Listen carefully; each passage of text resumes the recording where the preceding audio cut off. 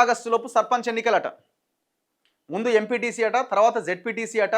అదే MPTC ZPTC కలిపి పెడతారట. తర్వాతనే sarpanch elections, panchayat elections, panchayat sarpanch ward మెంబర్లు ఇవన్నీ ఒకసారట. ఇది క్వశ్చన్ మార్కే. మళ్ళీ ఇవి చెవులంతా ఆగమవుతున్నాయి. ఆ వెంటనే మళ్ళీ మున్సిపల్ ఎన్నికలట. 45 రోజుల పాటు వరుసగా ఎలక్షన్లు పెడతారట. స్థానిక ఎన్నికల పూర్తికి ప్రభుత్వం కసరత్తు. జూన్ చివర లేదా జూలై తొలి వారంలో ఎన్నికల షెడ్యూల్ రాబోతున్నదట. ఆలోపే రైతు భరోసా కంప్లీట్ చేసేలా ప్లాన్. రైతు భరోసా ఒకటే కాదు కదా, చాలా ఉన్నాయి కదా పథకాలు. రేషన్ కార్డులు ఫస్ట్, అదేటివా అందరికి వచ్చినాయి రేషన్ కార్డులు. 2 లక్షల రుణమాఫీ, ఆ పైన ఉన్న వాళ్ళకు కూడా మాఫీ చేస్తామని అది వచ్చిందా?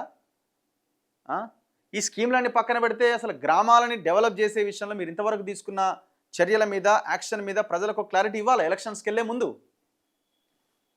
ఆగస్టు 15 లోపు అన్ని రకాలైన స్థానిక సంస్థల ఎన్నికలు పూర్తి చేయాలి అని ప్రభుత్వం టార్గెట్ పెట్టుకున్నదట. ముందుగా పల్లె ప్రాంతాల్లో లోకల్ బాడీస్ ఎన్నికలు నిర్వహించి ఆ తర్వాత మున్సిపల్ ఎన్నికలకు వెళ్లాలని భావిస్తున్నది. ఈ ప్రక్రియ మొత్తం 45 రోజుల్లో పూర్తి చేసే విధంగా షెడ్యూల్ తయారు చేస్తున్నట్టు అధికార వర్గాల్లో టాక్. ఇందులో కొంత క్లారిటీ ఉన్నది. ఇది వాస్తవంగానే కనబడుతున్నది. జూలై ఎండింగ్గా జూలైలో ఎలక్షన్స్ జరపడానికి ప్రభుత్వం రెడీ అవుతున్నది. వాళ్ళు చెప్తున్నది ఏంటంటే కేంద్రం నిధులు ఆగిపోతున్నాయి, గ్రామాల్లో అభివృద్ధి లేదు, ఇంకా లేట్ అయితే జనాలు మనకు దూరం అవుతారన్నది ఒక ఆలోచన చేస్తున్నదట. సరే కావచ్చేమో, కానీ మరి రిజర్వేషన్ల సంగతి ఏంది? ఈ రిజర్వేషన్లు మీరు అసెంబ్లీలో ఆమోదించిన 2 బిల్లులు, విద్యా ఉద్యోగాల 42%, ఇంకొక బిల్లు ఏది మన స్థానిక సంస్థల్లో రిజర్వేషన్ 42%. మరి రిజర్వేషన్లు ఎట్లా అమలు చేస్తారు? ఏ రకంగా అమలు చేస్తారు? పోయిన కేసీఆర్ అదే 35% ఉన్నదాన్ని 27%కో 25%కో తగ్గించింది కదా, దాన్ని అమలు చేస్తారా? మరి ఎట్లా బీసీలను కానీ మిగతా వర్గాలని మీకు దగ్గర చేసుకుంటారు? రిజర్వేషన్ల అంశం కోసమే కదా ఇంతకాలం ఆగింది ఎలక్షన్. అంటే మీరు పార్టీ పరంగా మేము టికెట్లు ఇస్తామనంటారు వీళ్ళు.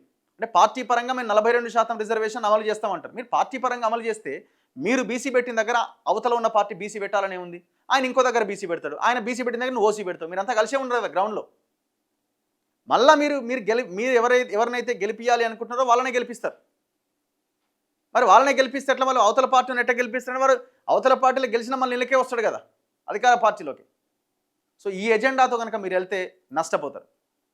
మీరు తేల్చాలా, ఈ 42% రిజర్వేషన్ని అమలు చేస్తారా చెయ్యరా? చేయాల్సిందే.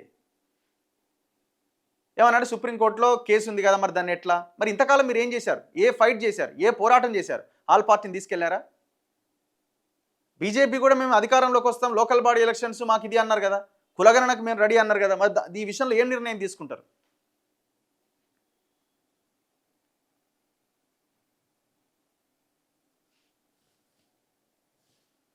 ముందుగా ఎంపీటీసీ జెడ్పీటీసీ ఎన్నికలు నిర్వహించేందుకు ప్రభుత్వం మొగ్గు చూపుతున్నది. ఈ ఎన్నికలు ముగిసిన వారం రోజుల తర్వాత సర్పంచ్ ఎన్నికలకు వెళ్లాలని ప్లాన్ చేస్తున్నది. ఒకవైపు సర్పంచ్ ఎన్నికలు జరుగుతున్న సమయంలో అటు ఇటుగా పరోక్ష పద్ధతిలో నిర్వహించే మండల, జిల్లా పరిషత్ అధ్యక్షుల ఎన్నికలు పూర్తి చేసేందుకు షెడ్యూల్ ఖరారు చేస్తున్నదట.